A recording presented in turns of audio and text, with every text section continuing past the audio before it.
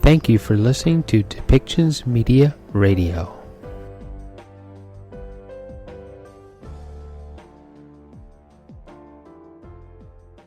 Good morning. Thank you for joining us. Today we're joined by Drs. Walensky and Fauci, but let me begin by offering an update on our vaccination rollout. We continue to be encouraged by the pace of vaccinations in this country with 3 approved vaccines, Pfizer, Moderna, and Johnson & Johnson.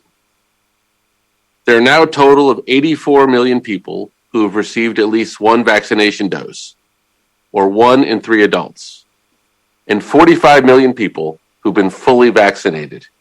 That's better than 1 in 6 adults. Importantly, today we cross a milestone. 70% of Americans aged 65 and over have now received at least 1 shot. This is a long way from 7 weeks ago, when only 8% of seniors had received a single shot. Now, as a reminder, 80% of deaths in the U.S. have occurred among seniors. Put another way, no country has vaccinated more people than the U.S. As a result of our 3-pronged strategy to rapidly clean supply, to add thousands of vaccinators, and thousands more places for people to get vaccinated. I also want to briefly touch on upcoming vaccine supply, which we are closely tracking, as are all of you. Yesterday, in our weekly call with governors, we announced that we will have 27 million doses allocated across all distribution channels this week. 2/3 of the 27 million doses will be going to states and jurisdictions for them to distribute to distribution sites, and the rest will go to either channels, primarily the pharmacy program. This means that in the 62 days since taking office, we've more than tripled vaccine output, from 8.6 million doses to 27 million doses per week. We have more work to do. Grinding out these increases week after week takes tremendous effort and partnership with the vaccine manufacturers, the HHS team, and of course, all the people across the country vaccinating Americans. We intend to keep up this progress until all Americans are vaccinated. Before I turn it to Dr. Walensky, I want to call attention to important announcements related to schools. Today, at the Department of Education's National Safe School Reopening Summit, President Biden will announce that $81 billion in American Rescue Plan funds will be made available to all 50 states, D.C., and Puerto Rico to support their efforts to safely return to in-person instruction as expeditiously as possible this spring and meet the needs of all students. This announcement builds on our ongoing efforts to support schools and staff by investing in testing and prioritizing teachers for vaccination. Together, these steps will help return more kids back to the classroom sooner, ensure equity, and keep us on track to meet the president's goal for school reopenings in his first 100 days. Now with that, I'll turn it over to Dr. Walensky. Thank you, Andy. I'm glad to be back with all of you today. Let's start with an overview of the pandemic. As I shared with you on Monday, cases continue to increase slightly. The most recent 7-day average is nearly 55,000 per day, up about 3% from the prior 7-day average. The most recent 7-day average of new hospitalizations is about 4,600 per day and is similar to the data on Monday. And the latest 7-day average of deaths, approximately 968 per day, has also remained flat this week. I continue to be worried about the latest data and the apparent stall we are seeing in the trajectory of the pandemic. CDC is watching these numbers very closely. As I said on Monday, the decisions we make now will determine what the pandemic looks like in the days and weeks ahead. We've made such extraordinary progress in the last several weeks, and if we choose to invest in prevention right now, we will ultimately come out of this pandemic faster and with fewer lives lost.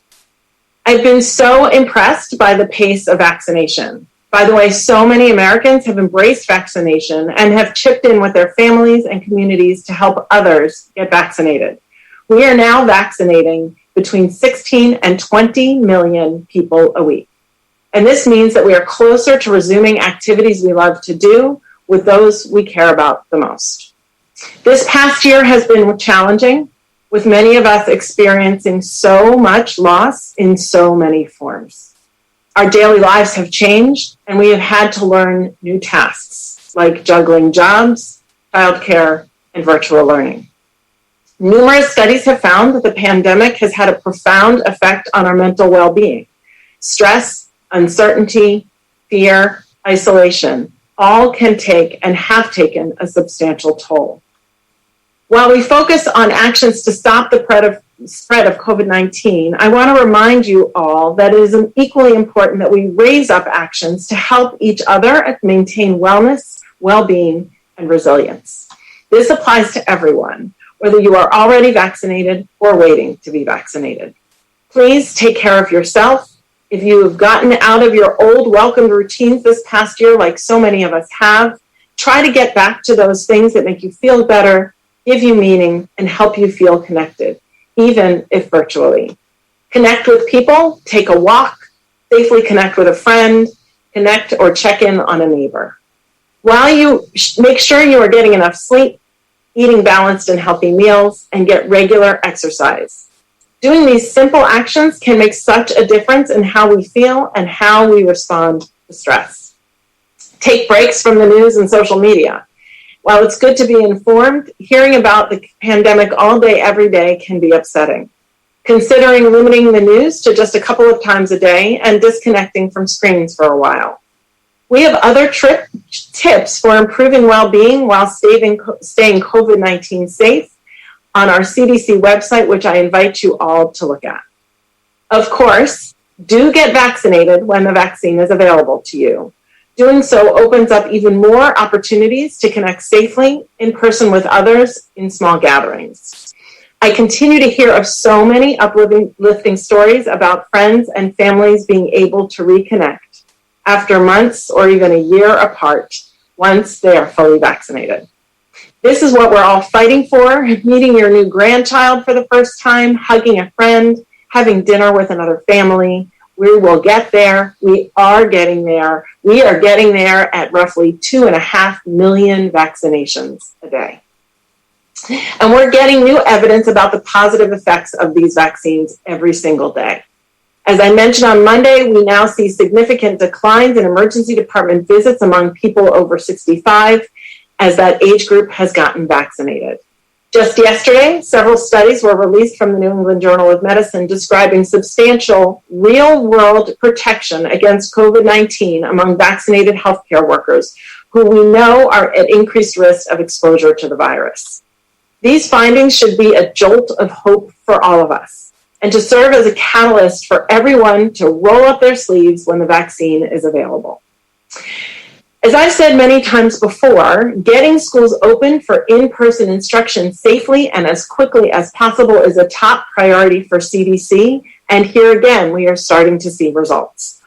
I'm excited to report that we've heard from a number of school districts since our updated guidance was released last Friday that they're now able to move forward with broader reopening as a result of our updated recommendations on physical distancing. At the same time, we've been working hard with our federal retail pharmacy program to vaccinate K-12 teachers, staff, and childcare workers throughout the month of March. Our pharmacy partners now report they have vaccinated more than 1.3 million educators, staff, and childcare workers. About 566,000 of those were just in the last week. This is substantial progress towards our goal of getting our teachers and school staff vaccinated by the end of March. If you haven't already been vaccinated, visit cdc.gov to learn how to make an appointment through our federal pharmacy program. Finally, I want to share how excited I am to be joining the President, Vice President, First Lady, and Secretary Cardona, along with many K-12 students, teachers, and staff at the Department of Education's National Safe School Reopening Summit this afternoon. During the summit, we will continue the important dialogue of school reopening and hear firsthand experience from school administrators, teachers, staff, and students about how they have been able to successfully get back to in-person learning. I look forward to learning from the participants and engaging with our educational partners in their critical work. Thank you. I'll now turn things over to Dr. Fauci. Thank you very much, Dr. Walensky. I'd like to spend just a couple of minutes now talking about something that I introduced at a prior briefing, and that is the ultimate effectiveness of the vaccines that are being administered. As I had mentioned previously, we now have 3 EUA vaccines that have shown a high degree of efficacy in randomized placebo-controlled trials. Right now, as the weeks go by, we see more and more that not only are these vaccines efficacious, but in the community, they are extremely effective in preventing infection with SARS-CoV-2. And what I'm going to do over the next couple of minutes is to just present to you very briefly new data on the effectiveness of vaccination and healthcare workers in reports that came out yesterday online in the New England Journal of Medicine. Next slide. In this particular study of healthcare workers at employees at the University of Texas Southwestern Medical Center in Dallas, if you look at this graph, it is really quite impressive. What it looks at people who are not vaccinated, in which infection was seen in 234 of over 8,000 employees, and then going from left to right, the next bar are individuals who are partially vaccinated, 112 of 6,000. But look at the far right of the graph. For those who were fully vaccinated, the infection rate was extremely low, 0.05% infection rate among fully vaccinated employees, a real proof positive of the importance of vaccination. The next study was a study from California, also in healthcare workers, that showed among almost 15,000 workers who received their second dose of vaccine, who were showing that infection was extremely rare, similar to the Dallas study, with a 0.17% positivity. Next slide.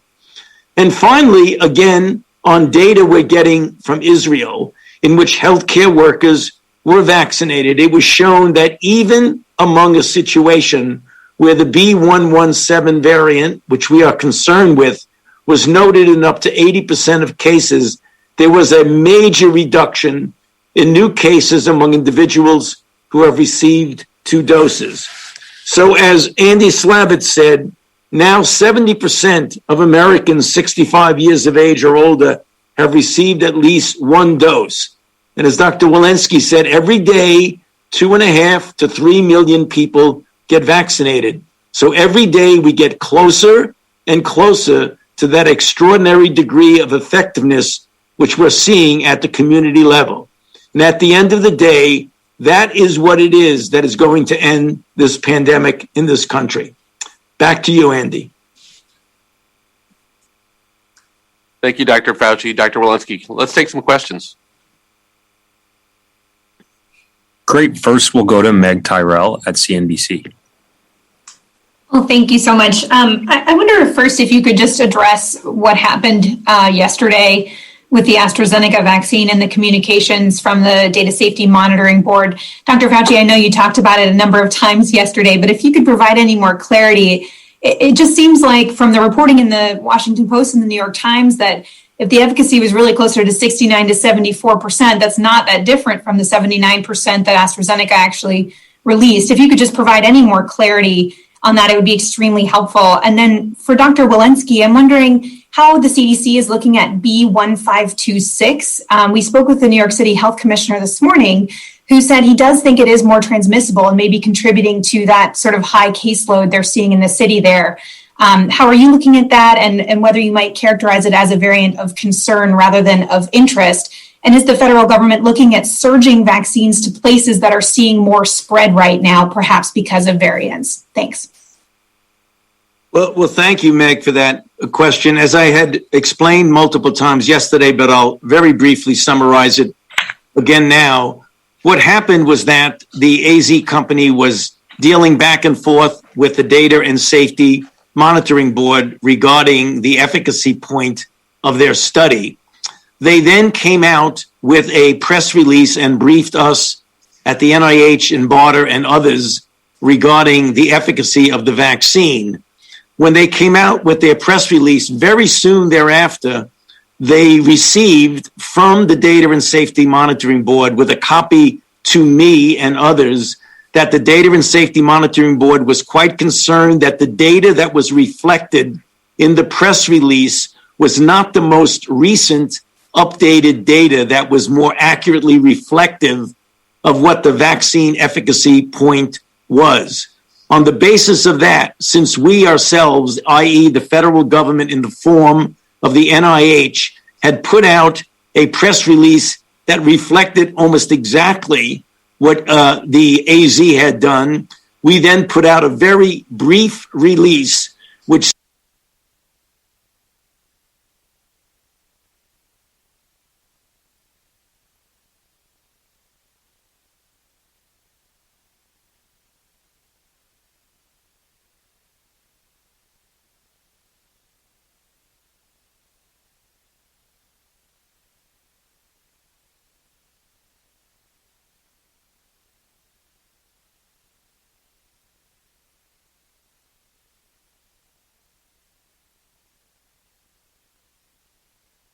across the Northeast in New York as well as in New Jersey. We're following the frequency of it, and early data does suggest an increased transmissibility of B1526, although to my understanding, not as transmissible as the B117. So we're following those data carefully. There are interagency discussions about whether B1526 should be considered not just a variant of interest, but rather a variant of concern. One thing to your first question, Meg. I think that our takeaway is the importance of transparency and trust. And what we do in these briefings is Dr. Fauci very kindly and clearly helps interpret scientific information for the public. But let's not mistake that for the process that people who've conducted clinical trials need to go through before they are approved and deemed ready for the public. That will go through the Food and Drug Administration once an EUA is applied. That's always been the case. We never look at the numbers in a press release to make that determination. That's always a much more in-depth submission. Dr. Fauci will, as always, help interpret the results when that happens. So I would urge us not to focus on the process of the last couple of days, but instead to focus on what really matters, which is what happens when these applications for these candidates are submitted to the FDA. Next question. Next, we'll go to Jeff Mason at Reuters.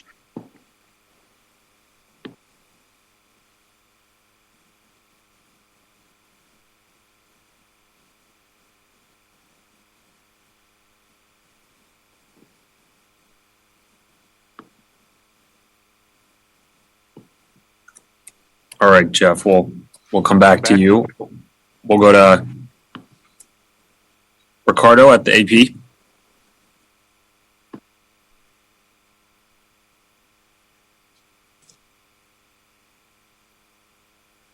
This is Jeff. I'm back now. I'm sorry if you can't hear me. We can hear you, Jeff. Okay, apologies for that. My question was first to follow up for Dr. Fauci. If you're concerned about hesitancy with regard to AstraZeneca vaccine once that is available in the U.S., and secondly, for all of you, if you can broadly say what you expect the pace of vaccinations to be in April, if it's at 16 or 20 million right now. Yeah, Jeff, thank you for that question. We are always concerned when there is an apparent miscommunication, if you want to use that word, that would add to an already existing level of vaccine hesitancy.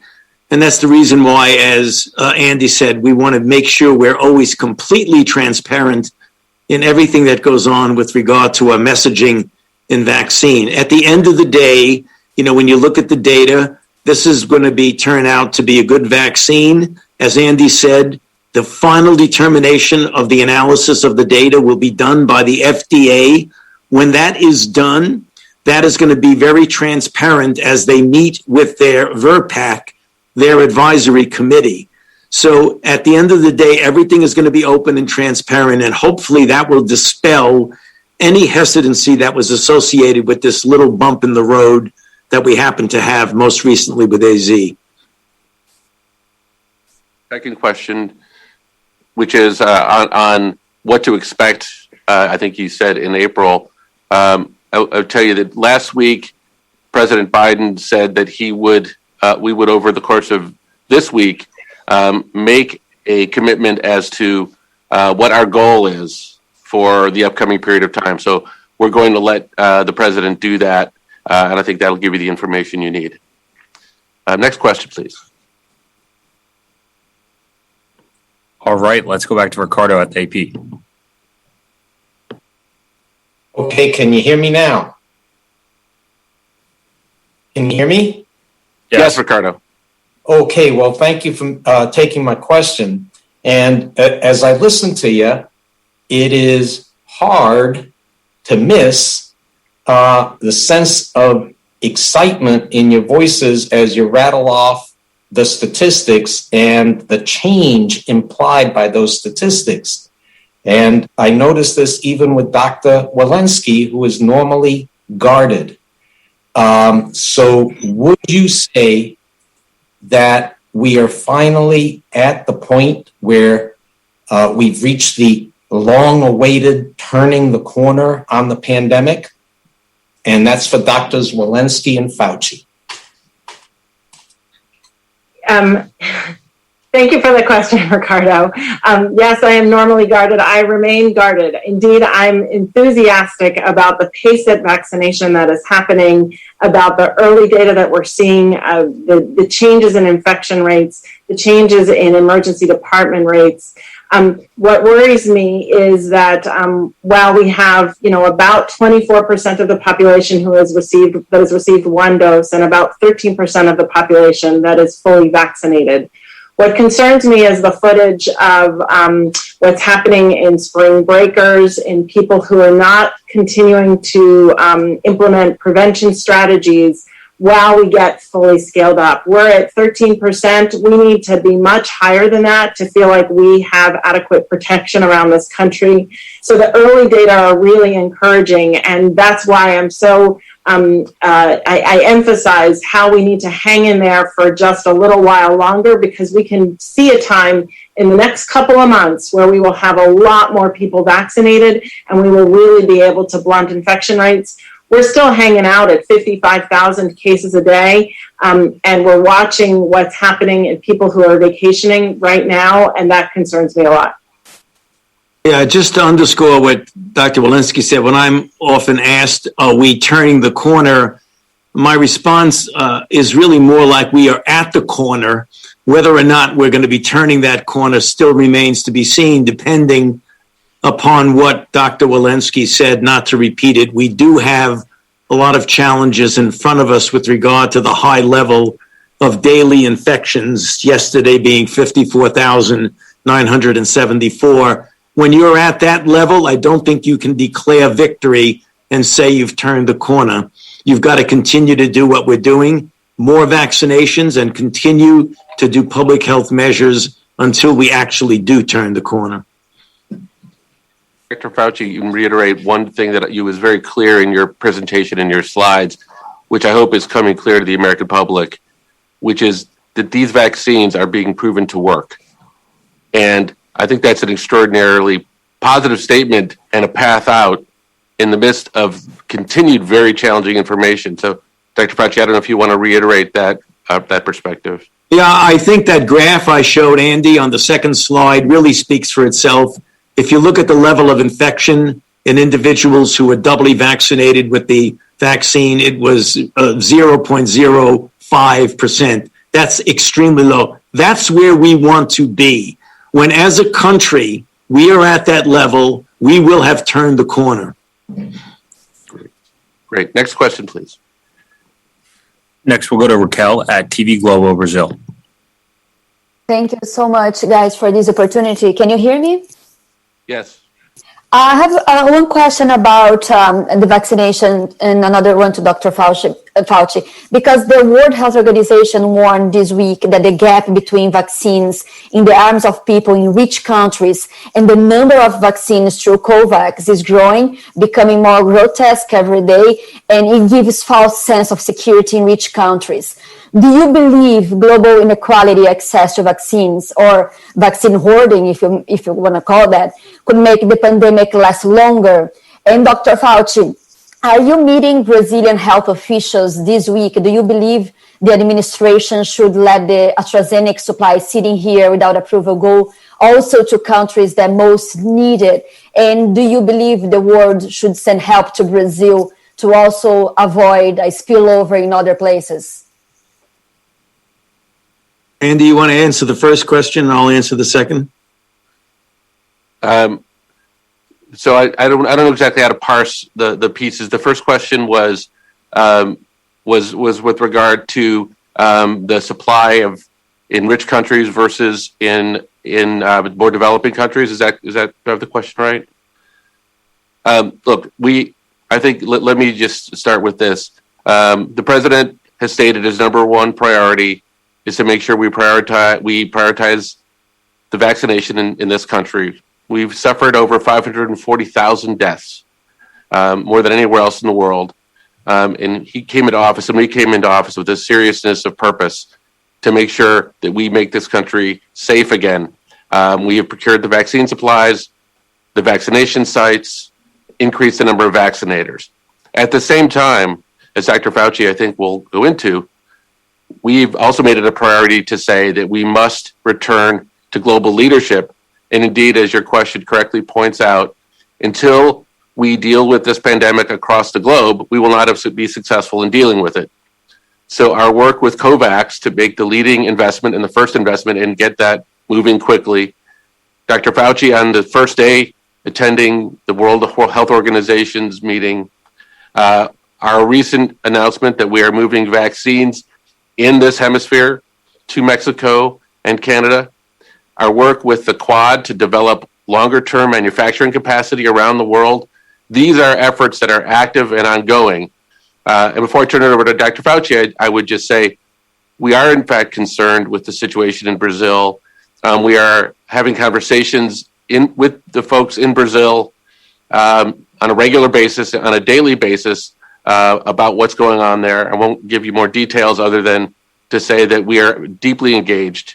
Let me turn it over to Dr. Fauci. Yeah, thank you, Andy. Yes, we will be meeting with the Brazilian authorities. And to reiterate what Andy said, we are quite concerned about the difficult situation in Brazil. And we will be discussing ways that we might be able to be helpful to Brazil. I can't go over the details. I'd like to wait to see what their presentation is. How in the future we might be able to help them. But also, as Andy said, we really are now taking a very active role in COVAX. We now have a $4 billion pledge that we'll be doing. We're back in global leadership, which I think is really important. And as said, after we do take care of the really difficult situation we've had in our own country with over 535,000 deaths, we will obviously in the future have surplus vaccine, and there certainly is a consideration for making that vaccine available to countries that need it. Next question, please. Last question, we'll go to Kristen Shamus at the Detroit Free Press.